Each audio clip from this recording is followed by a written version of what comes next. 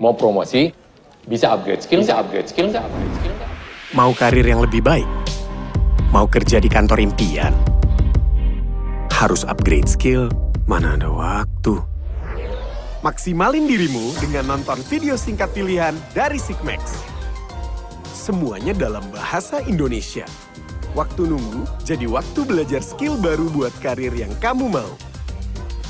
Tonton gratis di Jobstreet. Download sekarang. Profesional muda Indonesia beraspirasi mengembangkan diri dan meraih karir impian. Mereka tidak punya waktu untuk memilih konten yang tepat, berdurasi singkat, dan gratis. Nyatanya, mereka memiliki banyak waktu yang masih bisa dimanfaatkan, seperti waktu untuk main media sosial atau perjalanan menuju aktivitas. Jobstreet, platform karir terbesar di Indonesia, mengubah waktu luang menjadi kesempatan belajar. Jobstreet mengajak maksimalin dirimu dengan Sigmax. 1.500 video pengembangan diri dan skill dalam bahasa Indonesia, berdurasi singkat pilihan para ahli dapat diakses secara gratis.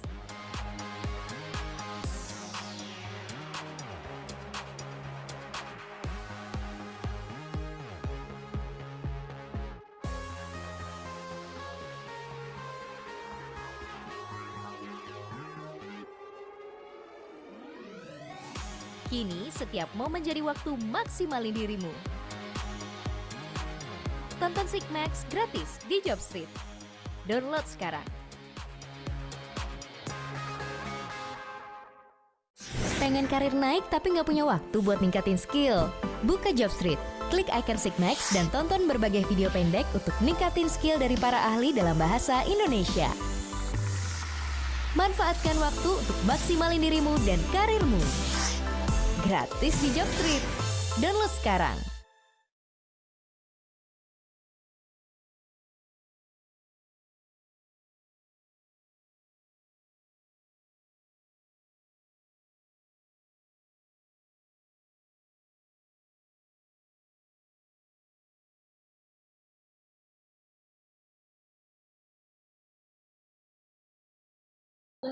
Selamat siang Bapak Ibu, selamat datang di Jobstreet Virtual Career Fair hari pertama. Ya, terima kasih buat kehadiran teman-teman di sini yang udah bersedia hadir untuk meluangkan waktu di Jobstreet Virtual Career Fair ini. Oke, seperti mungkin teman-teman udah tahu gitu kan ya, ini adalah acara tahunan dari Jobstreet itu kan ya untuk mempertemukan antara para pencari kerja dan para pemberi kerja juga. Ya, hari ini kita akan bawa satu webinar. Saya perkenalkan dulu, nama saya Willy. Dan saya akan menjadi moderator teman-teman untuk di acara webinar kali ini. Oke,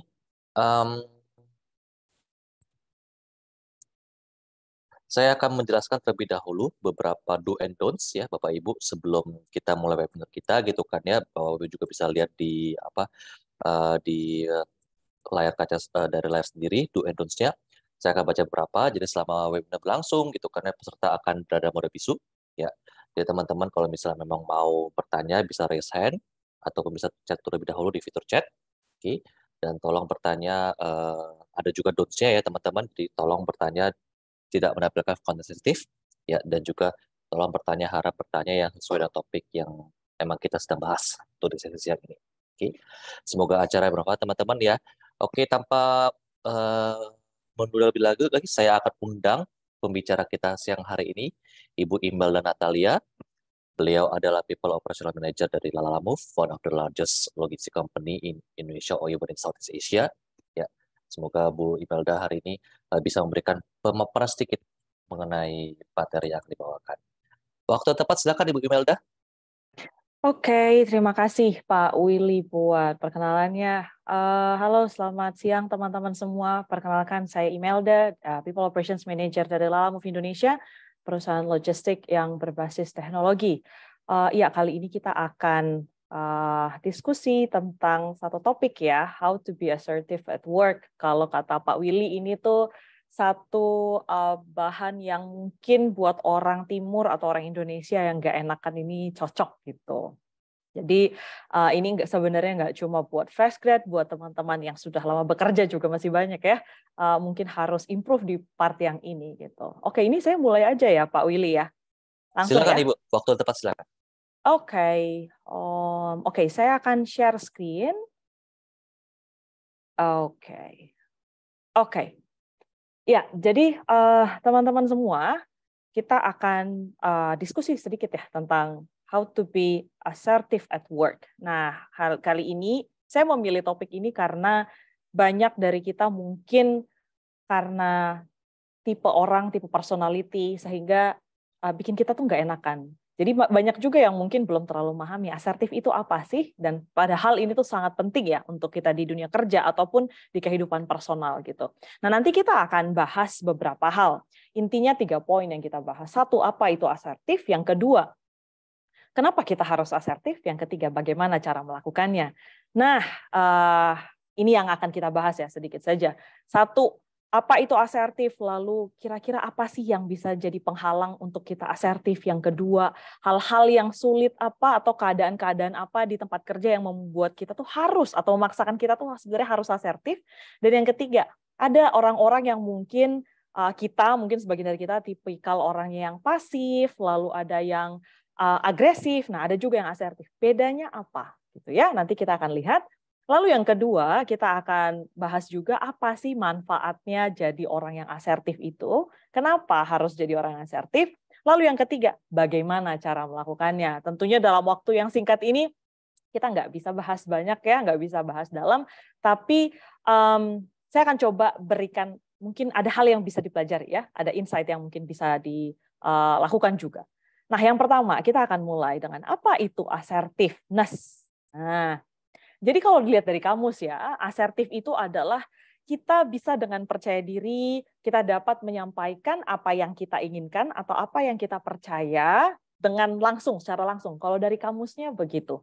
Atau secara sederhana, kita bisa dengan percaya diri, cukup percaya diri untuk menyampaikan pendapat kita di situasi yang berbeda kepada siapapun.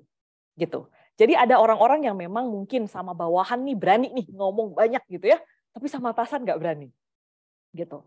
Ada yang mungkin sama teman dekat berani ngomong banyak gitu ya, berani menyampaikan pendapatnya. Tapi kalau sama yang tidak terlalu dekat, mungkin beda divisi, beda departemen, beda jurusan gitu ya, nggak terlalu dekat, agak susah gitu. Nah, kalau asertif itu, kalau dibutuhkan dengan siapapun dan situasinya seperti apapun, ya bisa menyampaikan pendapatnya dengan cukup percaya diri, gitu ya. Itu asertif. Nah, sekarang mungkin kita bisa mulai bertanya-tanya nih, kita termasuk orang yang mana? Apakah kita tipikal yang cukup bisa menyampaikan pendapat atau tipikal yang nggak enakan? Aduh, nanti kalau ngomong gini gimana? Nanti dipikirinnya gimana? Nanti kita dilihatnya bagaimana, gitu ya?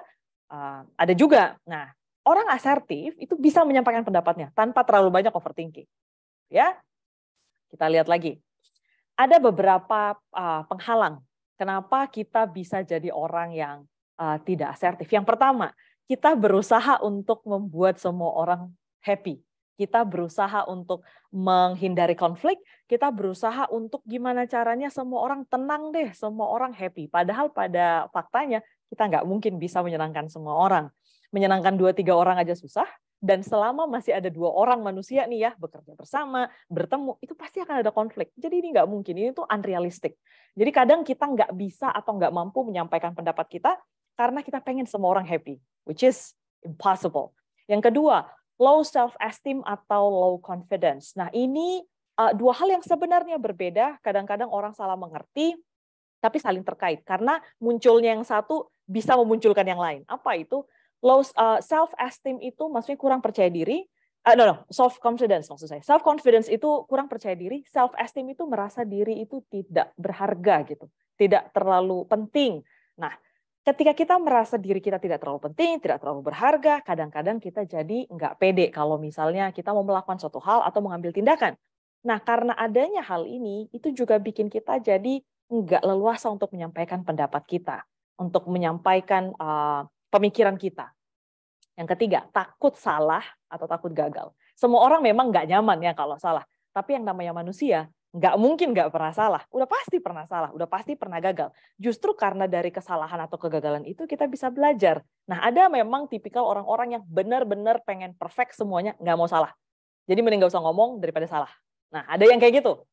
Yang keempat, mungkin ada pengaruh budaya ataupun pengaruh sosial. Dibesarkan dari keluarga yang mungkin tidak terlalu vokal, atau bisa dilihat ya, kita orang timur mungkin lebih banyak menjaga perasaan dibandingkan orang dari budaya barat. Gitu ya.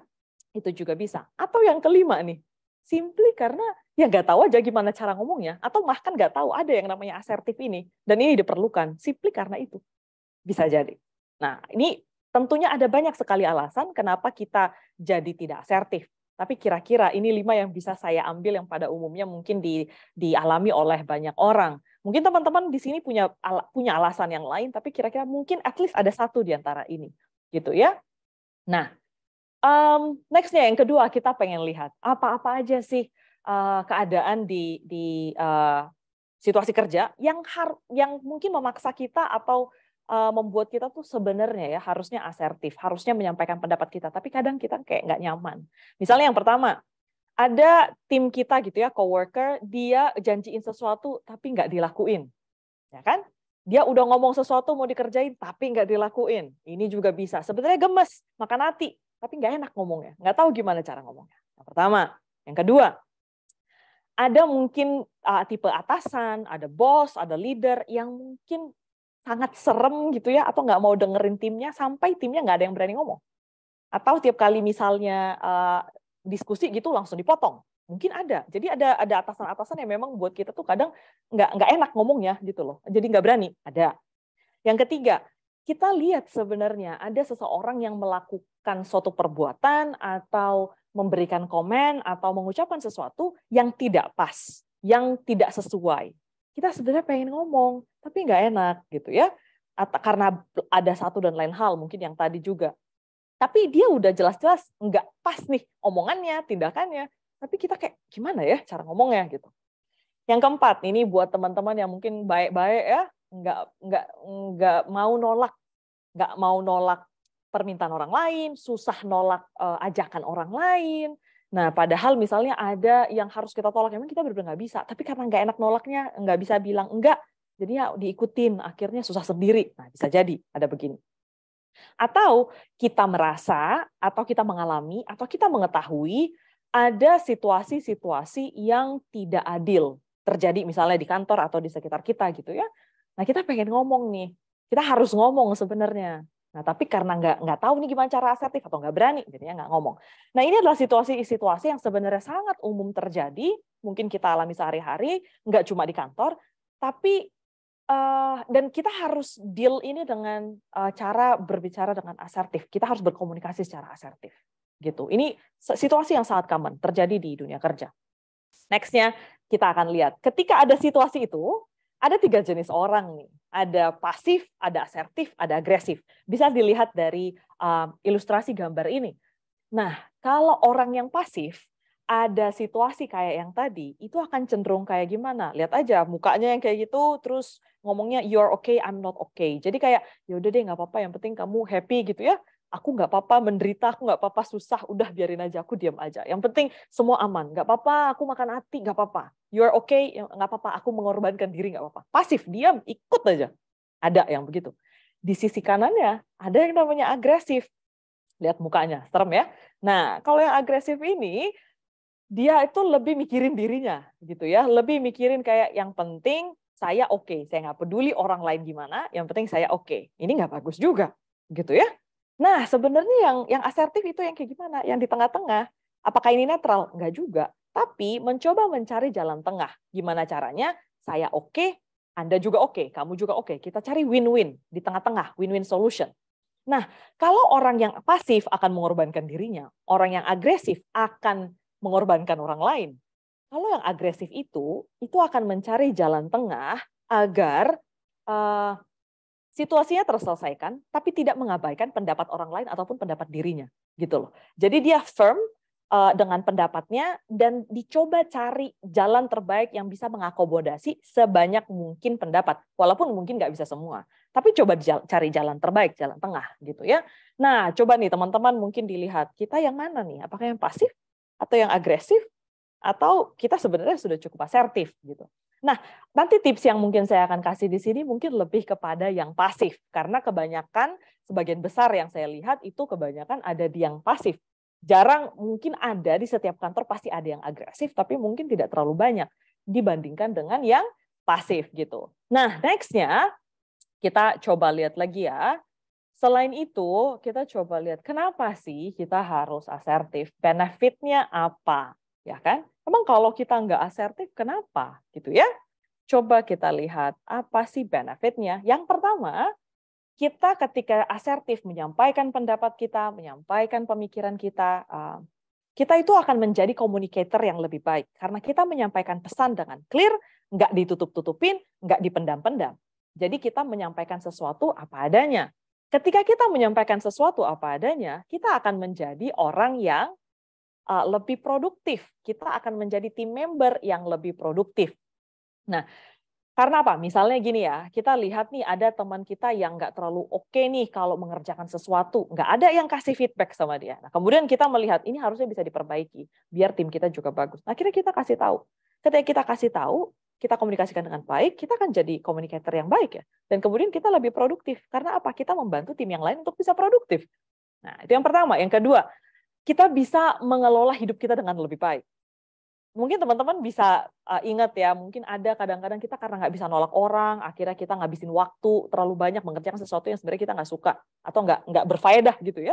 Atau mungkin karena ada satu orang yang pekerjaannya nggak oke, ketiban di kita jadi menanggung semua tanggung jawab itu, tapi karena kita nggak ngomong sama dia, ya dia enak aja. Karena kita nggak enakan, orang lain nih jadi keenakan. Nah, ada juga ketika kita bisa jadi orang yang asertif, kita bisa mengelola hidup kita dan situasi yang ada di dalamnya, sumber daya yang kita punya, waktu ataupun uang ataupun tenaga, dan tanggung jawab kita dengan lebih baik. Gitu. Dan yang ketiga, ketika kita menyampaikan pendapat kita apa adanya, kita akan lebih baik dalam melakukan sesuatu, mengerjakan sesuatu, menyelesaikan sesuatu, atau mencapai tujuan. Karena kita tahu betul apa yang kita inginkan, kita tahu betul siapa yang kita perlukan untuk melakukan itu, dan kita sampaikan ke orang-orang itu. Jadi ketika kita mengkomunikasikannya dengan asertif, apa adanya, nggak ditutup-tutupin ya, as it is, orang juga akan tahu. Dan ketika kita mengharapkan bantuan dari mereka, mereka tahu betul. Gitu. Dan akhirnya mereka bisa bantu kalau memang mau bantu, atau memang kalau bisa. Dan hal ini bisa membantu kita untuk mencapai tujuan kita dengan lebih baik. Yang keempat, ada orang-orang yang mungkin merasa bahwa kalau dia iya aja nih, ikut arus, akan punya teman lebih banyak, akan disenangi lebih banyak orang. Tapi belum tentu loh. Karena apa? Ketika kita ikut arus, kita iya aja kepada semua hal, bisa jadi teman kita justru nggak menghargai kita. Karena ngomongnya apa? Dia mah iya aja, dia mah ikut aja, udah biarin aja. Jadi nggak dihargai.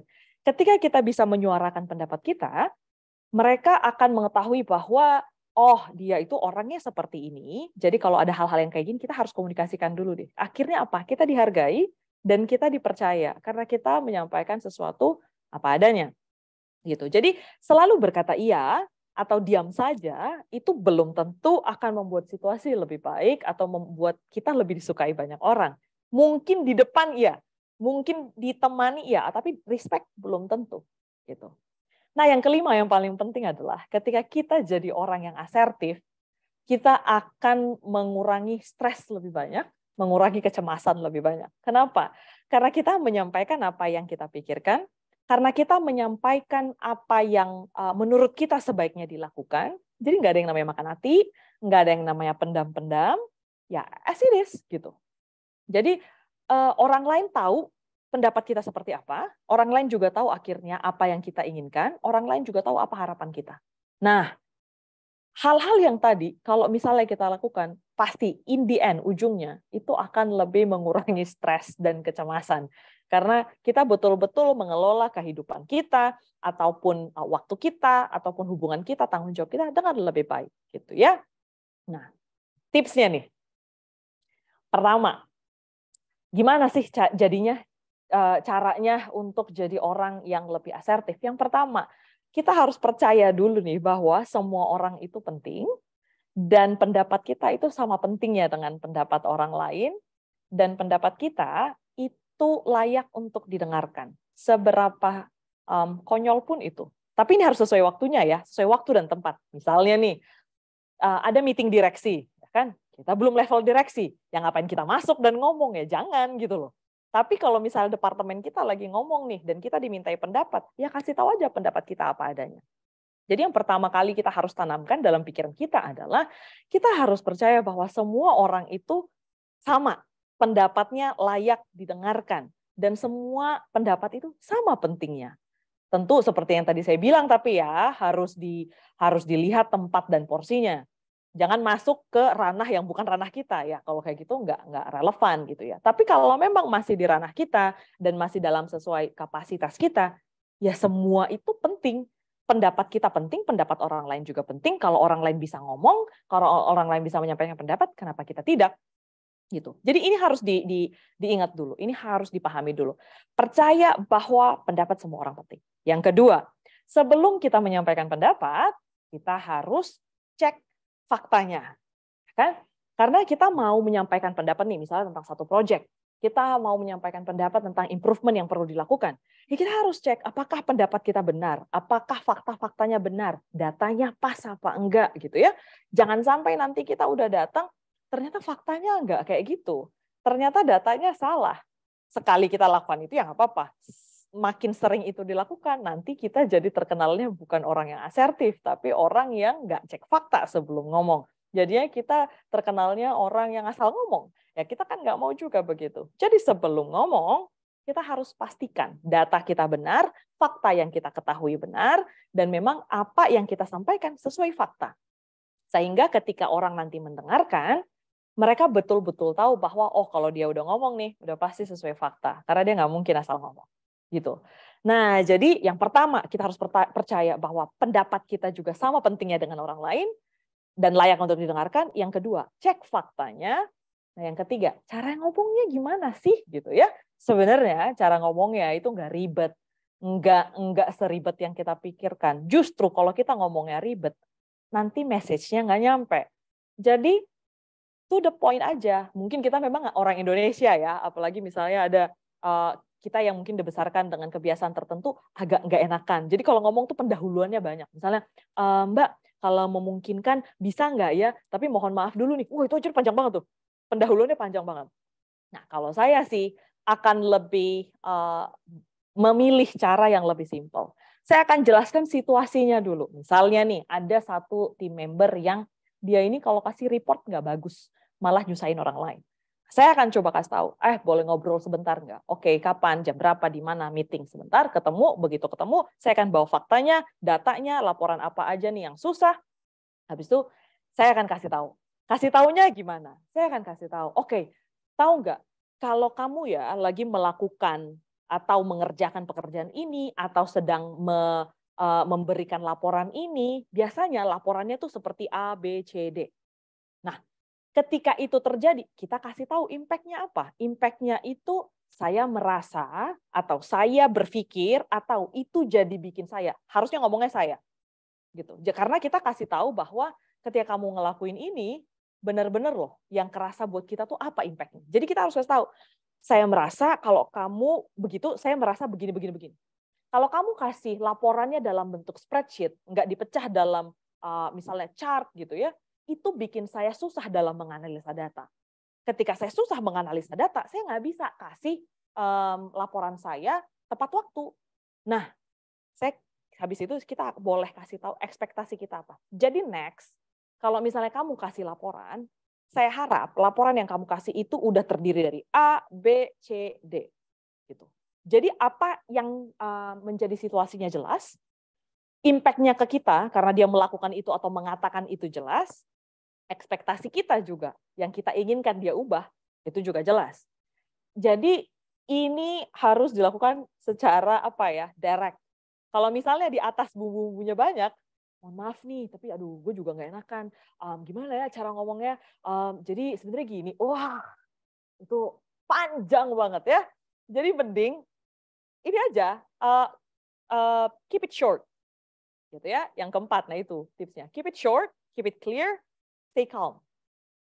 Tenang aja, kan kalau kita salah ngomong nggak langsung dunia runtuh gitu, enggak. Ya kalau salah ngomong ya minta maaf nanti ya nggak apa-apa. Tapi yang penting pendapat kita didengarkan dulu gitu. Jadi try to be calm, say it clearly, keep it short and direct.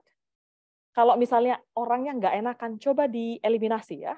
Aduh, gue sebenarnya, jangan-jangan. Karena itu akan memperlihatkan bahwa kita nggak yakin nih sebenarnya sama apa yang kita minta. Padahal kita kan pengen sharp ya, pengen direct gitu. Nah, jadi caranya begitu ya. Kasih tahu situasinya apa, lalu kasih tahu impact-nya apa, ekspektasinya. 1, 2, 3, A, B, C ini itu harus jelas. Biar dia juga tahu apa yang harus diubah. Nah, yang kelima, harus praktis. Praktis dalam arti apa? Sebelum kita ngomong, kadang-kadang kan mungkin teman-teman yang tidak terbiasa nih ngomong face to face begitu, atau orangnya agak pemalu, nggak pernah ngomongin yang kayak gini, nggak pernah kasih feedback, mungkin agak susah. Nggak apa-apa, praktis aja dulu di rumah depan kaca. Ngomong sendiri, kalau perlu dicatat tuh apa yang mau disampaikan. Habis itu coba ucapkan berkali-kali. Apakah aneh? Ya emang aneh kalau orang lain lihat ya, karena kita kayak ngomong sendiri. Tapi nggak apa-apa, itu nggak apa-apa. Praktis. Sebelum kita ngomong sama dia, latih dulu. Jadi ketika kita ngomong sama dia, kita tahu betul apa yang akan kita sampaikan, suara kita juga udah firm gitu ya. Dan mungkin kalau teman-teman nggak sadar ya, tempat kerja itu adalah living laboratory. Artinya kita itu banyak banget yang bisa kita gali, bisa kita lakukan, kita coba di tempat kerja. Tapi tentunya lihat-lihat ya, lihat risknya juga, lihat resikonya juga. Ngomong sama direktur dengan ngomong sama teman kerja, udah pasti ngomong sama direktur, cek faktanya 10 kali lipat. Ngomong sama teman kerja aja yang setara gitu ya, kita harus cek fakta 2-3 kali biar nggak salah. Apalagi sama direktur, gitu. Itu udah lebih lagi. Tapi intinya, ketika kita melakukan semua ini tuh nggak ada ya, orang yang tadinya pemalu, lalu langsung bisa dalam sehari. Nggak ada begitu. Adanya adalah kita berlatih setiap hari, konsisten, dan pada akhirnya ini akan jadi satu karakter yang baik gitu. Dan orang lain akan mengenal kita menjadi orang yang, dia memang kalau menyampaikan pendapat, selalu apa adanya, sesuai fakta, dan dia akan menyampaikan pendapatnya sesuai dengan porsinya. Gitu. Nah, ini hal-hal yang menurut saya bisa teman-teman coba langsung, secara langsung. Jadi, tapi semua didasari dengan yang nomor 1, belief. Kalau kita nggak yakin, kita layak didengarkan, gimana caranya orang lain akan mau mendengarkan kita. Nah, kita harus yakin dulu nih, kita harus tahu betul bahwa semua orang tuh layak loh untuk didengarkan. Terlepas dari jabatannya apa, levelnya apa, status pendidikannya seperti apa. Kalau dia memang pada porsinya ngomong, apa-apa, dengar. Dan begitu juga kita bicara. Gitu. Lalu yang kedua, cek faktanya. Yang ketiga, dalam penyampaiannya harus clear. Situasinya apa, impact-nya bagaimana, ekspektasi kita apa. Lalu yang keempat, calm, sampaikan dengan jelas, singkat, padat, jelas, langsung. Gitu ya. Yang kelima, latihan terus. Nah, next-nya, wait a second. Ya, jadi sebenarnya gini, being assertive ketika kita menyampaikan pendapat kita, apa adanya, itu sebenarnya nggak menjamin kita akan selalu mendapatkan apapun yang kita mau. Atau kita akan selalu melakukan hal yang benar. Nggak ada jaminan sebenarnya. Karena apa? Ya, kita masih manusia, bisa ada salah, orang lain bisa nggak setuju dengan pendapat kita, atau situasi kondisinya nggak memungkinkan untuk melakukan apa yang menurut kita benar. Gitu ya. Tapi setidaknya itu akan menjadi seorang yang asertif, memberikan kita kesempatan untuk kita menyampaikan pendapat kita yang sesungguhnya itu seperti apa. Gitu. Jadi kalau saya sih tipikal yang memilih, mending saya sampaikan di depan daripada besok-besok saya menyesal. Kenapa ya? Dulu saya nggak ngomong kayak gini. Seandainya saya ngomong kayak gini, dia akan tahu mungkin keadaannya lebih baik. Nah, ketika misalnya kita jadi orang yang asertif, kita memastikan bahwa ketika kita punya kesempatan untuk ngomong, kita sampaikan pendapat kita, as it is, dan besok-besok nggak ada penyesalan, karena kita udah menyampaikan pendapat kita apa. Gitu. Semua ini karena apa sih? Karena pendapat kita itu layak untuk didengarkan. Satu belief ini harus ditekankan dan harus diingat setiap hari. Jadi ini akan membuat kita berani menyampaikan pendapat kita dalam konteks apapun, tapi harus sesuai porsi. Nah ini seperti yang saya bilang, tentunya menjadi asertif ini akan berbeda ketika kita berbicara di berbagai setting. Mungkin teman-teman yang di sales, ini akan berbeda, nggak mungkin kita bisa ngomong kayak gini ke customer ya. mungkin Pak Willy lebih tahu lah gimana caranya, ahlinya gitu ya, gimana cara ngomong sama customer. Nggak mungkin kita bisa ngomong kayak gini, enggak. Ini konteksnya adalah ketika kita berada dalam satu tim, kita punya peran yang sejajar, peran yang sama, dan kita punya andil di sana. Nah, kita harus melakukan ini. Tapi kalau kita ngomongnya ke customer, beda lagi ceritanya. Jangan sampai kita besok-besok nemuin customer, kita ngomong, Bu, kalau saya kontak ibu nggak ngangkat telepon saya marah, Bu. Ngabis-ngabisin waktu saya. Nggak bisa begitu ya, karena beda.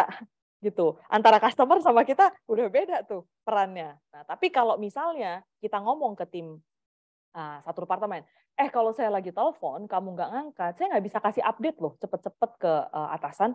Jadi besok-besok tolong ya, kalau saya udah chat, kamu harus cepet, kalau enggak susah nih gitu. Nah, jadi beda setting, beda orang, beda pembawaan. Tapi yang pasti pendapat kita tuh semua layak didengarkan. Jadi kita harus jadi orang yang asertif, biar nggak banyak makan hati, gitu ya. Oke, mungkin segitu aja Pak Willy dari saya. Baik, thank you. Kata-kata terakhirnya sangat-sangat menyentuh Bu Imelda. Jangan sampai saya makan hati gitu kan ya. Betul. Siap. Oke, thank you Bu Imelda buat pemaparannya. Teman-teman ada yang mau bertanya? Oke, saya ada satu pertanyaan langsung direct. Saya akan anonymous ya, karena direct saya langsung. Baik, pertanyaannya bagaimana atau ada nggak sih tips buat cara kita menyampaikan komunikasi secara asertif pada interview kerja? Nah, spesifik nih Bu Imelda. Oke. Interview kerja pada nih. Interview kerja. Yes. Oke. Pada interview kerja mungkin agak beda konteksnya karena mereka nggak mengenal kita. Dan saingan kita ada banyak. Nggak mungkin perusahaan itu cuma menginterview satu orang, nggak, biasanya banyak gitu ya. Jadi ketika kita melakukan interview mungkin bukan asertif ya, lebih kepada kita harus bisa menyampaikan sesuatu itu dengan singkat, padat, dan jelas. Biasanya interview itu kan cuma 30 menit lah, siapa paling lama juga sejam. Nah, kita harus bisa menyampaikan poinnya dengan clear. Kita harus bisa memberikan konteks atau contoh yang memang relevan. Jadi nggak hanya asertif nih, karena kalau asertif itu lebih kepada kita menyampaikan pendapat kita kan, as it is gitu ya. Sebenarnya ketika interview bisa jadi, tapi mungkin karena si orangnya belum mengenal kita, bisa jadi nih kalau kita menyampaikan yang nggak pas, orangnya bisa mendapatkan notion atau pesan yang salah. Misalnya kita ditanya nih, oke, menurut kamu kalau kerja lembur gimana, gitu kan? Mau nggak kerja lembur? Deep down kita merasa kerja lembur itu nyusahin, ya kan? Kerja lembur itu tidak efektif, tidak produktif. Kerja lembur itu nggak sustainable, misalnya. Apakah kita akan langsung menyampaikan itu di depan? Belum tentu, nggak bisa. Karena apa? Kita belum tahu nih kenapa orang-orang di kantor itu kerja lembur, ya kan? Kita belum tahu kenapa mereka harus mengambil opsi itu. Nah, jadi kita nggak adil kalau kita langsung menyampaikan semua pendapat kita secara direct. Dan kalau misalnya nih kita langsung bilang nih, menurut saya Bu, kerja lembur itu ya nggak produktif, itu tuh nyusahin aja, itu ngabisin banyak waktu. Yang ditangkap sama HR-nya bisa jadi apa? Ini orang ya hitung-hitungan, ini orang ya nggak mau lembur, ini orang, nah hal-hal kayak gitu. Nah kalau misalnya menurut saya kita bisa menyampaikan dengan lebih baik. Misalnya gini, Bu, to be honest, kalau menurut saya kalau memang situasinya produktif, menurut saya harusnya kita nggak usah lembur. Tapi memang ada hal-hal yang membuat kita harus lembur. Nah, kita harus lihat dulu, Bu. Kalau memang diperlukan, saya pikir ya tidak apa-apa. Misalnya waktu peak season, lalu sales-nya lagi tinggi, memang lagi kekurangan orang, menurut saya perlu dilakukan. Tapi kalau tidak, lah gimana, Bu? Masa kita lembur terus? Ya berarti kan ada sesuatu yang harus kita benahi dalam proses kita. Nah, menurut saya itu masih lebih baik ya daripada, menurut saya kerja lembur itu nggak berfaedah, itu nggak sustainable, ya kan susah. Nah, mengcraft jawaban ini juga harus pinter-pinter. Jadi kita harus bisa menyampaikan pendapat kita as it is, tapi kita juga nggak bisa judge kan. Karena waktu interview kita punya info yang sangat terbatas tentang perusahaannya. Beda kalau kita sudah masuk ke dalam perusahaan itu, kita bisa beberin semua fakta gitu. Dan udah sama-sama saling mengenal. Kalau interview kan kita masih strangers, orang lain. Gitu sih kira-kira. Ya, jadi lebih ke tipsnya lebih ke crafting bagaimana cara kita membungkus opini kita itu sehingga secara general tidak menjudge apa yang ditanya perusahaan tersebut sebagai sesuatu yang salah gitu atau benar gitu kan, tapi memang opini itu memang secara general bisa diterima di semua pihak gitu ya. Betul, karena memang kan kita juga nggak bisa judge ya, kita juga nggak kenal perusahaannya dengan cukup dekat, kita nggak tahu loh dapurnya kayak apa, jadi kita nggak bisa judge ketika interview gitu dari pertanyaannya juga. Nah, tapi kita juga jangan bikin HR-nya ngejudge kita. Jadi jawabannya harus bagus gitu. Baik, thank you Bu Imelda. Hope answer saya buat yang bertanya anonymous. Oke, saya baca aja pertanyaannya. Baik. Oke. Apakah menjadi asertif adalah hal yang beresiko dalam dunia kerja? That's Oke. Iya, beresiko. Kenapa saya bilang begitu? Karena di budaya kita, asertif itu kadang dilihatnya sebagai agresif. Kalau ngomong sama dia susah gitu. Nanti pasti langsung dibantah atau apa dan segala macam. Tapi sebenarnya kita harus membedakan agresif dan asertif. Menurut saya, sepanjang kita menyampaikan dengan sopan, dengan profesional, dengan fakta yang ada, dengan sebaik yang kita bisa, menurut saya itu masih asertif. Apakah ada resikonya? Semua hal di dunia ini ada resikonya. Kalau misalnya kita mau jadi orang yang pasif juga ada resikonya. Iya aja, ngikut aja, pendapat kita nggak didengarkan, karir kita nggak naik-naik, ada resikonya. Kalau kita jadi orang asertif, bisa jadi ada resikonya. Kalau saya pribadi, saya akan hitung resiko mana yang masih saya lebih bisa terima. Kalau misalnya nih, saya tipikal yang saya pengen get things done, pengen semuanya selesai dengan baik, mungkin harus ada konflik sana-sini, nggak apa-apa. Yang penting masih profesional, semua dilakukan sesuai jalurnya, saya nggak apa-apa. Mungkin ada yang masih bisa lebih menerima itu. Ada juga orang-orang yang, kayaknya kalau kehilangan teman kayak dia, saya nggak bisa. Ya udahlah, nggak apa-apa. Sekarang tergantung resiko mana yang kita bisa lebih terima. Yang pasti apapun yang kita lakukan ada resikonya. Asertif ada, pasif ada, agresif ada. Tinggal dilihat. Kalau saya sih mending pilih yang asertif ya. Gitu. Baik. Ini menyambung nih kayak Bu Imelda mengenai tadi. Ada orang yang misalnya pertanyaan berikutnya ya dari Bapak atau Ibu Green Riandila gitu kan. Bilang, saya mau bertanya, apakah orang yang memiliki kepribadian sungkanan gitu ya, gak enakan gitu kan, bisa menjadi orang yang luwes sehingga bisa menjadi asertif. Dan faktor apa aja yang mengubah paradigma orang tersebut untuk bisa menjadi orang asertif, terutama dalam dunia kerja? Oke. Apakah manusia bisa berubah? Menurut saya bisa. Karena ketika sebenarnya kita sehari-hari pun melakukan perubahan kok dalam kita berkomunikasi. Misalnya gini deh, kita ngobrol sama atasan. Biasanya itu tidak sama dengan bagaimana kita ngobrol dengan teman kerja yang udah deket banget. Ya kan? Awalnya pun kita ketika sama teman kerja yang baru kenal, kita juga mungkin nggak enakan. Tapi ketika kita udah lama mengenal dia, makin bisa terbuka, akhirnya kita bisa ngobrol dan menyampaikan pendapat kita as it is. Apakah bisa berubah? Menurut saya bisa. Tinggal sekarang mau dilatih apa enggak, mau berubah apa enggak. Dan siap nggak dengan resiko-resiko yang mungkin ada. Tinggal itu sebenarnya. Apa yang faktor yang bisa bikin kita lebih asertif? Yang tadi saya bilang, praktis, berlatih. Kita harus memulai dengan satu pemahaman yang tadi ya, pendapat saya itu juga layak didengarkan. Pendapat kita semua tuh layak didengarkan. Jadi, apakah bisa akhirnya jadi luwes? Bisa. Tergantung dari seberapa kenceng kita berlatihnya. Sama kayak ini loh, sama kayak orang misalnya mau diet gitu ya. Saya bisa kurus nggak ya? Ya bisa, tergantung usahanya kayak apa. Sama, saya orangnya pemalu, saya bisa jadi luwes nggak ya akhirnya? Bisa, tergantung dari apa yang dilakukan setiap hari. Yang pasti nggak mungkin kalau kita nggak ngelakuin sesuatu, bangun pagi tiba-tiba jadi orang yang luwes. Nggak ada yang begitu. Yang ada, mungkin udah mulai nih, misalnya mulai besok pagi atau mulai hari ini saya akan berusaha menyampaikan pendapat saya. Walaupun sedikit, mungkin 1 kalimat, 2 kalimat. Besok ditambah lagi 2 kalimat, 3 kalimat. Ini di jumlah-jumlah ini, sampai nanti 3 bulan ke depan kita udah bisa cerita lebih banyak. Nah, tapi itu harus dilakukan secara konsisten dan dilakukan terus-menerus. Kalau misalnya enggak, ya kita nggak mungkin bisa jadi orang yang berbeda. Gitu. Jadi, apakah bisa? Menurut saya nggak ada yang nggak bisa. Yang kedua, apa yang harus dilakukan? Praktis. Faktor-faktornya, ya faktor latihannya. Apa yang kita lakukan setiap hari itu sangat mempengaruhi kita akan jadi apa besok gitu. Menurut saya sih itu ya. Baik, thank you Bu Imelda. Saya pikir juga merasa lingkungan juga turut berpengaruh ya Bu Imelda ya. Artinya kalau misalnya kita memang sudah berada di lingkungan ataupun teman kerja kita, I'm not sure apakah 100%, tapi sebagai teman kerja kita udah asertif, akhirnya kita pun mungkin yang saya atau contoh example yang mungkin belum asertif, kalau melihat teman-teman saya udah asertif gitu kan ya, atau menyampaikan pendapat, akhirnya ikut-ikutan nih, gitu kan ya.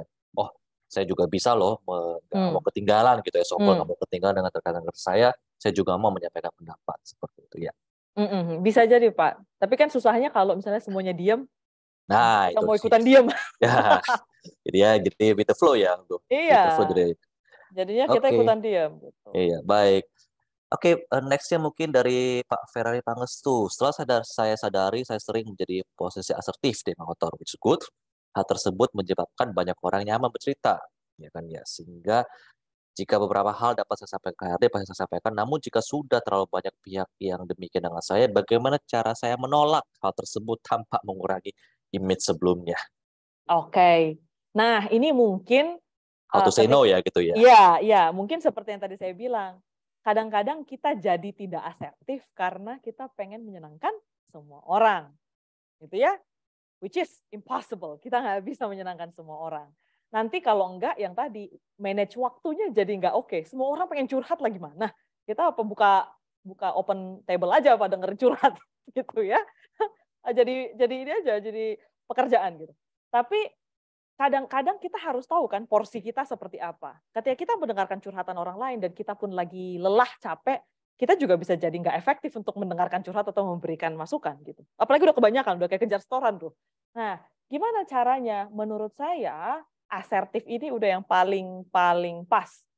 Ya, sampaikan as it is. Misalnya gini, tadi ya rumusnya kan itu situation, impact, expectations. Nah, jadi kita udah bisa nih, karena menurut saya juga kita harus memilih-milih.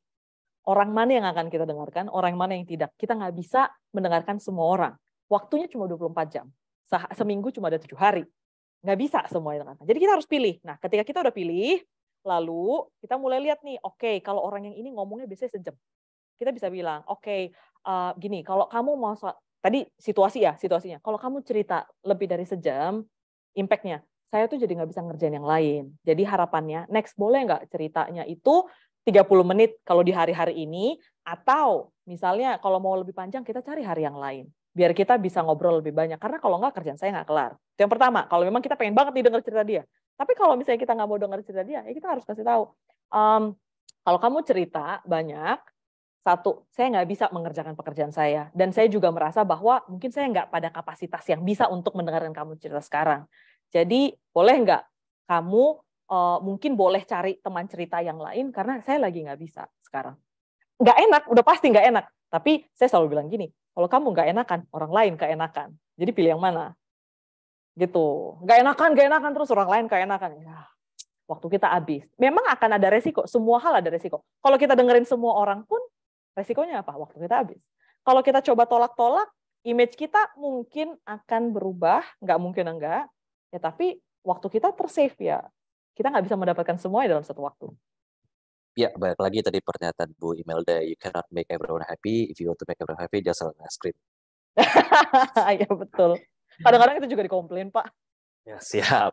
Baik, nextnya ini juga saya mau baca beberapa pertanyaan, ini cukup menarik nih. Dari Ibu Cynthia Ramala, apa saja yang perlu kita perhatikan sebelum kita menerapkan untuk menjadi seorang yang asertif? Terus bagaimana caranya kita menyadari kalau kita sudah asertif atau belum? Gitu kan, ya. Karena saya juga ngalamin ini, kadang-kadang saya berbicara, terutama saya pribadi gitu kan ya. Saya merasa kalau saya asertif, tapi kok yang lain menganggap saya agresif. Gitu. Ya. Oke. Yang pertama, sebenarnya ada banyak tes di internet yang kita bisa ambil untuk melihat seberapa asertifnya kita, dan itu free, gitu. Jadi ada beberapa tes. Nanti coba aja googling, nanti pasti ada. Lalu itu yang pertama, kita bisa lihat kita bisa lihat dari tes itu, atau pertanyaan simple aja, gini deh. Kalau kita bertanya sama diri kita sendiri, kita mengingat-ingat interaksi kita dengan orang lain, kita gampang nggak untuk bilang no? Yang kedua, kita nyaman nggak berada dalam situasi konflik ketika perbedaan pendapat? Kalau dua hal ini kita nggak bisa lakukan, mungkin kita tuh bukan orang yang cukup asertif. Gitu. Itu yang pertama. Yang kedua tadi pertanyaannya adalah bagaimana cara mengetahuinya? Lalu apa ya, Pak? Saya agak lupa deh. Bagaimana cara kita tahu kalau kita sudah asertif atau belum? Bagaimana cara kita tahu kita sudah asertif apa belum? Menyadari ya. Menyadari. Oke. Ya. Menurut saya kita agak susah menilai diri sendiri ya kalau masalah perubahan. Menurut saya kita harus tanya feedback dari orang lain. Yang paling mengenal kita misalnya teman dekat, atau mungkin orang tua, atau mungkin pasangan gitu ya. Mungkin kita bisa tanya, menurut kamu, menurut kalian, saya tipe orang yang cukup berani menyampaikan pendapat nggak? Itu yang pertama. Lalu ketika kita melakukan rentetan perubahan, tanya balik lagi, kalau sekarang udah gimana? Udah cukup berani belum? Kalian udah cukup tahu nggak apa yang saya pikirkan gitu? Menurut saya ketika kita mau melakukan suatu perubahan, penilaian itu nggak objektif kalau dari diri sendiri. Harus orang lain yang merasakan. Dan bisa aja dilihat nanti, pasti ketika kita merubah sesuatu, lingkungan kita tuh akan bereaksi juga. Lingkungan kita tuh bisa lihat kayak, wah dia kok kayak beda ya, kayak dulu dia nggak kayak gitu. Dulu kayak dia iya aja, sekarang kayak dia udah bilang enggak, dia udah menyampaikan pendapat. Kayak pasti akan ada perubahan ya. Nggak enak bisa jadi, nggak nyaman bisa jadi. Tapi ya itulah hidup ya, ada konsekuensinya. Gitu kira-kira. Baik, yes, basically feedback Bu ya, feedback Ya.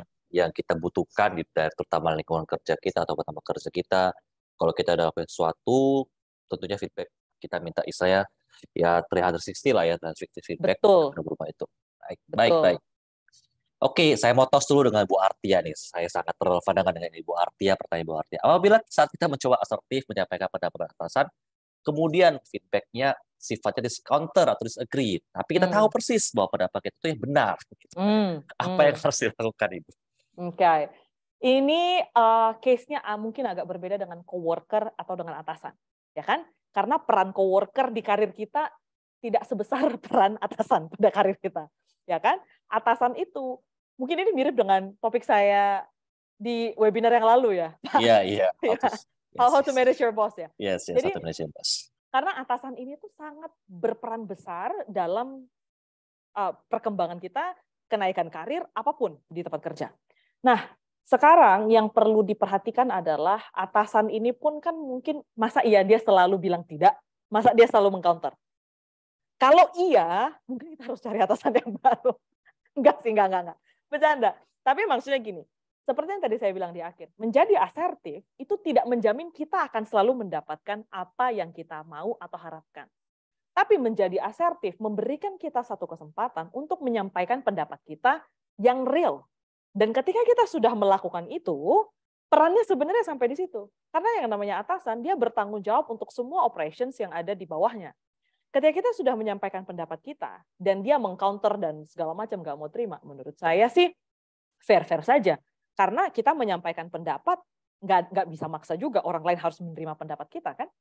Kita harus fair juga, mungkin dia punya pendapat yang berbeda. Tapi menurut saya sehatnya, kita harus lihat nih, dari misalnya 10 kali kita mengcounter pendapatnya dia, berapa kali sih dia dengar? Kalau semua 10-10-nya nggak pernah didengerin, kita harus mikir lagi. Seberapa kuat kita bekerja di bawah atasannya seperti itu. Kalau memang udah nggak kuat, ya mungkin kita harus cari ke tempat lain. Karena apa? Ujungnya, kita mau berpikir kritis, mau bikin inovasi, pendapat apapun, dia nggak akan dengar. Mau kita seasertif apapun, dia nggak akan dengar. Ya, percuma kita mikir, percuma kita menganalisa. Menurut saya seperti itu. Tapi ya kan gitu, nggak gampang, apalagi kayak zaman sekarang, nggak gampang untuk cepat pindah kerja gitu. Tapi ya nggak apa-apa, start aja lihat job street kan banyak lowongan di job street. Bisa start lihat job street. Tapi kalau menurut saya gitu ya, kita harus lihat frekuensinya, dan asertif itu tidak menjamin kita akan didengarkan, tidak menjamin semua berjalan sesuai dengan harapan kita, tapi menjamin setidaknya kita menyampaikan pendapat kita. Gitu. Yes, thank you Bu Imelda. Allow me to repeat ya Bu Imelda dan teman-teman juga. So being assertive itu menyampaikan pendapat, at least kita menyampaikan pendapat, tapi tidak selalu menjamin kalau pendapat kita itu selalu didengarkan atau akan selalu didengarkan. Ya kan, ya? Jadi ya buat teman-teman, apakah kita dengan teman-teman berubah menjadi asertif, apakah akan menjadi selalu didengar? Juga tidak, pastinya. Kalau tapi setidaknya Pak lebih didengarkan daripada nggak ngomong. Yes, daripada nggak ngomong gitu ya. Gue nggak tahu, kita kan juga bukan dukun gitu kan, dia tahu. Ya kan ya. List atasan kita tahu apa menjadi suara kalian gitu kan ya. Tapi kan setiap atasan juga punya istilahnya pertimbangan, resources yang lain gitu kan ya. Dia harus mendesain seperti ini yang which mungkin berbeda dengan pendapat yang disampaikan karena ada pertimbangan lain ya kan yang mereka mesti. Betul. Sip. Thank you Bu Imelda. Oke, I think one questions izin bertanya dari Bapak Ibu Altof Ilahiyah Suryadi, apakah ada perbedaan sangat signifikan dari sikap asertif bagi fresh graduate dengan compare dengan yang memiliki pengalaman kerja? Pertanyaan pertama, lalu apabila berbeda, Bagaimana cara menyeimbangkannya khusus bagi seorang fresh graduate selain memperbanyak latihan? Oke. Jadi kalau kita ngomongin fresh grad dengan orang yang sudah lama bekerja, mungkin selain perbedaannya adalah pengetahuan dan pengalaman yang sudah dikumpulkan selama bertahun-tahun ya, mungkin perbedaan generasi juga. Apalagi kalau kayak sekarang di tempat kerja ya, fresh grad mungkin umuran 22, 23, 24 gitu ya. Meanwhile yang udah lama bekerja mungkin umur 30, 40. Ini cara komunikasinya berbeda nih. Dua generasi ini sangat berbeda. Kita bisa bikin satu webinar lagi untuk ngomongin ini. Tapi apakah ada perbedaannya? Sudah pasti ada perbedaannya. Karena pengetahuan dan pengalaman yang dimiliki orang yang sudah berpengalaman kerja itu nggak bohong. Dia tahu banyak, dia bisa membaca situasi. Nah, tapi kalau yang saya lihat juga ada kecenderungan orang yang fresh grad, karena mungkin belum tahu banyak dan masih muda, itu jauh lebih berani kadang-kadang daripada yang sudah lebih berpengalaman. Tapi ya kita harus lihat konteksnya juga ya. Nah, tapi kalau saya lihat generasinya lebih ke sini kan lebih outspoken ya. Generasi muda itu lebih outspoken, lebih vokal dalam menyampaikan pendapat. Gimana cara ngimbanginnya kalau berbeda? Menurut saya observe, belajar, dan selain latihan tadi ya, observe dan belajar dan cek faktanya. Menurut saya pengalaman bisa nih, kita kalah ya karena memang kan mereka lahir duluan, ya nggak bisa. Tapi ketika kita punya data yang pas, ketika kita punya fakta yang pas, analisa kita benar, ya itu nggak bisa udah nggak bisa dikalahin gitu loh. Sepanjang datanya pas, analisanya pas, disampaikan dengan clear, mau orang punya pengalaman 20 tahun, kalau dia pegang data yang salah, ya nggak bisa gitu. Jadi menurut saya yang bisa dilakukan selain berlatih adalah fresh grad itu memang harus bekerja 2-3 kali lipat lebih keras daripada orang lain yang sudah lama bekerja. Karena starting point-nya beda. Karena mereka sudah menabung banyak pengalaman dan pengetahuan. Fresh grad belum pernah kerja sebelumnya sama sekali. Harus kerja keras, harus belajar keras untuk bisa mengejar, untuk bisa mengimbangi. Apalagi yang paling susah dan sungkan adalah satu tim, posisi sama, satu pengalaman 5 tahun, umurnya lebih tua, satu lagi fresh grad. Wah ini tuh kayak gimana gitu kan. Nah, tapi menurut saya itu bisa di-tackle kok. Dan nggak usah pengen jadi perfect ya. Nggak ada yang namanya perfect. Yang kita kejar adalah progress. Jangan pernah merasa kalau misalnya kita melakukan kesalahan, salah ngomong, salah tindakan, udahlah pasti udah nggak usah. Salah, move on, cari pembelajarannya. Salah, move on, cari pembelajarannya. Nanti in the end, kalau itu konsisten dilakukan, akan bisa lebih baik, bahkan mungkin daripada yang experience. Gitu, kira-kira Pak. Baik, thank you Bu Imelda, very inspiring Bu Imelda. Ada lagi mungkin yang mau bertanya, silakan. Atau mau raise hand, mau bertanya langsung, boleh. Nanti kita hidupin mic-nya. Kayaknya malu-malu Pak. Malu-malu, takut. Mungkin ada bos mata sangat di bawah kayak. Ada bosnya di belakang. Iya, soalnya tadi saya juga ada bosnya juga join tadi. Enggak, tapi memang ini tuh nggak gampang, apalagi buat kita yang orang Indonesia ya, nggak enakan gitu kan. Dan kita memang tipikal budaya yang kolektif, pengennya rame-rame, bareng-bareng, nggak suka konflik gitu. Tapi agak aneh kalau nggak pernah konflik itu. Itu sungguh sangat aneh. Nggak mungkin, Kak. Yap. Tapi menarik sedikit membahas ini sebenarnya mengenai. Tapi kalau saya bertanya tadi mengenai fresh grad itu kan ya, ada nggak sih Bu Imelda misalnya seperti Bu Imelda tadi kita fresh grad itu kan saya kan masih baru dan dia juga belum punya pengalaman gitu kan ya. Dan dibandingkan dengan misalnya sudah bekerja 5 tahun atau 6 tahun misalnya yang pengalaman sudah ada gitu kan ya. Tapi begitu si fresh grad ini menyampaikan pendapat dan pendapat itu diterima gitu kan ya berdasarkan data yang tepat seperti itu kan ya. Kadang kalanya gitu kan ya istilahnya bisa atau cenderung menciptakan kayak kecemburuan gitu loh. Ya kan ya, kecemburuan gitu kan seperti itu kan ya. Wah, dia fresh grad tapi dia udah bisa memberikan data seperti ini, tapi yang orang yang pengalaman udah 5 tahun tidak bisa memberikan hal itu seperti itu, sehingga ya suka nggak suka kadang suka menimbulkan kecemburuan sosial gitu. Gimana cara fresh grad ini menyampaikannya supaya hal itu ya minimalisir lah gitu seperti itu mungkin. Menurut saya Pak, itu satu hal yang tidak bisa dihindari dan itu saya sering temui. Dan sebenarnya HR itu paling senang sama yang seperti itu. Berarti kan brilian orangnya. dia nggak mau masuk dalam comfort zone yang semua orang sudah tempati gitu. Dia mau berbeda, dia bisa menemukan sesuatu yang orang lain nggak temukan gitu. Tapi memang selalu ada harga untuk segala sesuatu. Nah, di menimbulkan kecemburuan bisa, tidak disukai bisa, itu satu resiko yang sangat-sangat mungkin. Nah, tapi kalau menurut saya balik lagi Pak, semua hal ada resikonya. Tuh kan? Kalau yang kita bisa lakukan untuk meminimalisir itu adalah ya keep everything ini ya, bukan profesional. Maksudnya kayak ketika ini pekerjaan, ya sampaikan dengan sebaik mungkin secara profesional dengan sopan sesuai data. Di luar pekerjaan kita bisa melakukan pendekatan personal. Misalnya kalau ada misalnya jam makan siang kita bareng. Jadi kita nggak melulu ngomongin pekerjaan gitu. Kita mencoba untuk menjalin hubungan personal yang di kantor gitu loh. Misalnya ketika makan siang bareng misalnya, atau mungkin kita mencoba menemukan hobi yang sama. Kadang-kadang susah loh.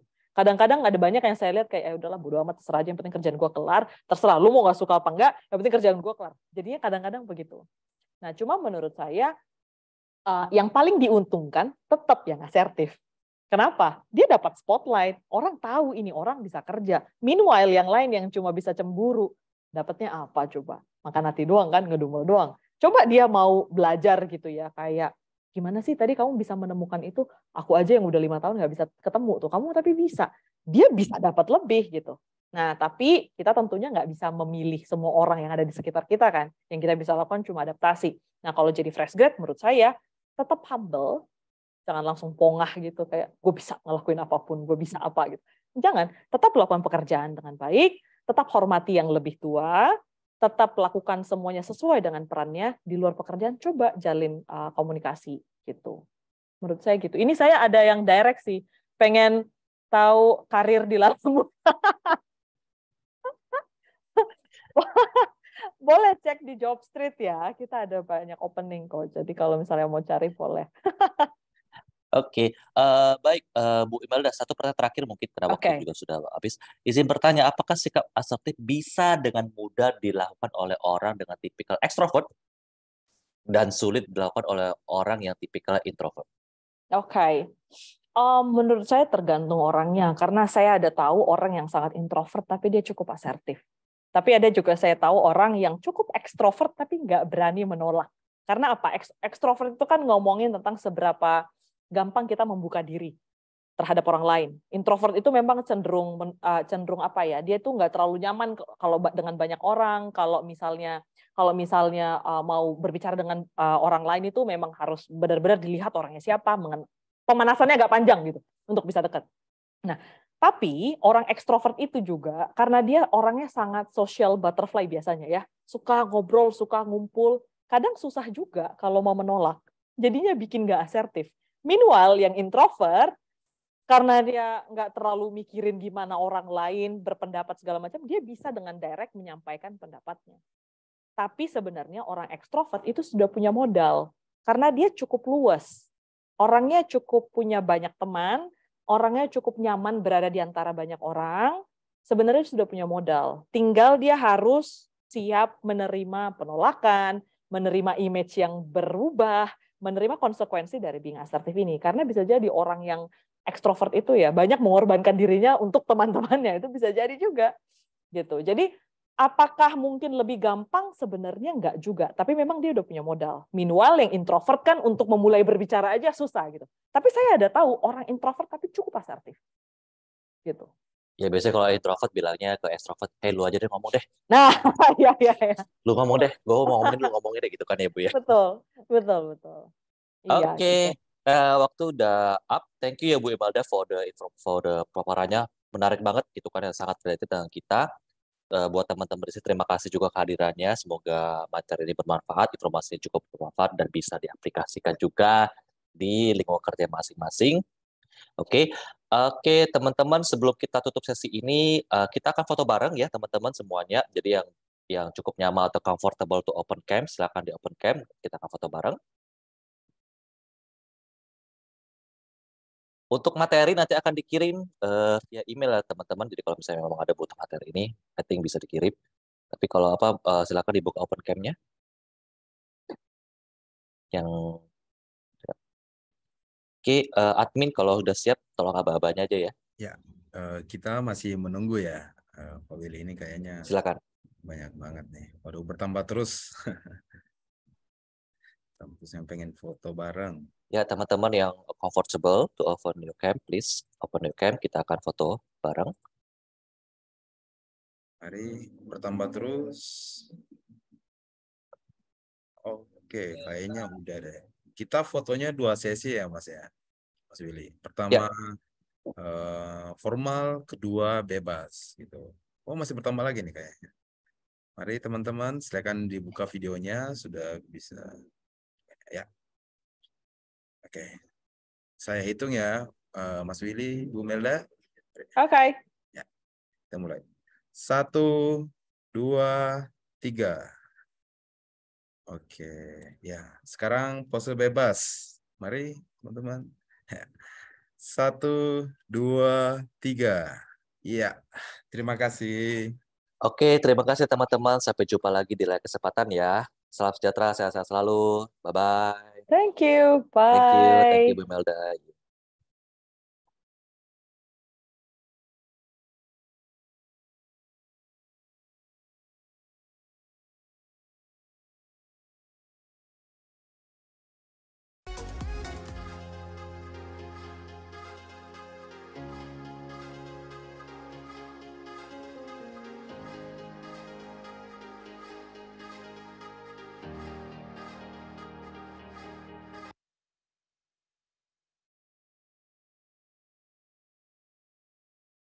Mau promosi, bisa upgrade skill, bisa upgrade skill, bisa upgrade skill. Mau karir yang lebih baik? Mau kerja di kantor impian? Harus upgrade skill? Mana ada waktu? Maksimalin dirimu dengan nonton video singkat pilihan dari Sigmax.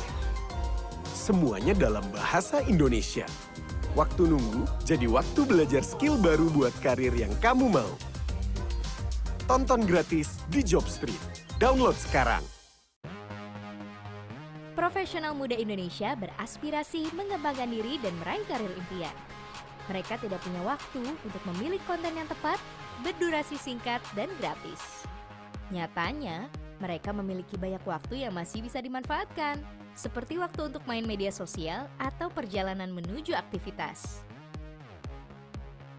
Jobstreet, platform karir terbesar di Indonesia, mengubah waktu luang menjadi kesempatan belajar. Jobstreet mengajak maksimalin dirimu dengan Sigmax.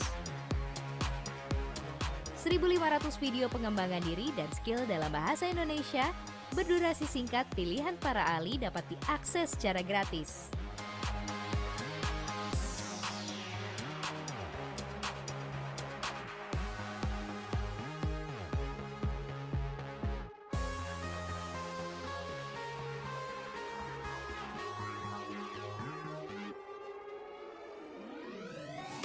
Kini, setiap momen jadi waktu maksimalin dirimu. Tonton Sigmax gratis di Jobstreet. Download sekarang. Pengen karir naik tapi nggak punya waktu buat ningkatin skill? Buka Jobstreet. Klik icon Sigmax dan tonton berbagai video pendek untuk ningkatin skill dari para ahli dalam bahasa Indonesia. Manfaatkan waktu untuk maksimalin dirimu dan karirmu. Gratis di Jobstreet. Download sekarang.